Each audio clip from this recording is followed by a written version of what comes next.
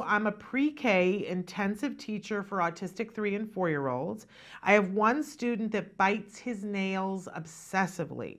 He chews on the ends of his fingers until they bleed. He does this all day long. Every time I look at him, his fingers are in his mouth. He also puts blocks, cars, and toys in his mouth and chews on them. What can I do to get him to stop this behavior?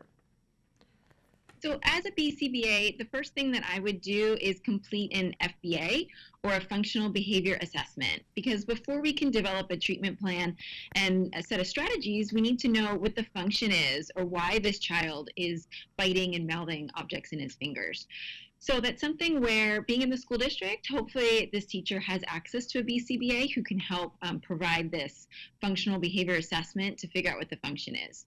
And some potential results of that assessment could be, maybe the child is doing this for a sensory reason. It just feels good internally.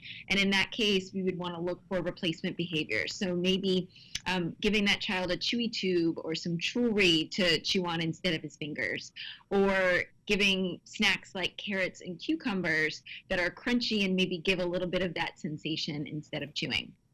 Another option might be that this behavior serves an attention function. So maybe the child's trying to get attention from others by biting his fingers and nails. And in that case, you would want to teach that kid to gain attention by tapping others. In the meantime, while you're waiting for an FBA, that functional behavior assessment, there are a couple things that you can do. What I would suggest is looking for times when the child isn't engaging in that mouthing and biting behavior. And it sounds like it's happening really often, so it might be hard to find those times, but maybe even if it's just snack time. Okay, his hands are out of his mouth when he's eating. That's something that you can build on and work on, and you would want to work on giving that child a lot of praise, a lot of reinforcement, a lot of good things when his hands aren't in his mouth, and then start building on those opportunities. Say, for example, the child doesn't put his fingers in his mouth when he's playing with blocks. You can give him blocks at other times and encourage that appropriate behavior if that's a time when his hands are out of his mouth.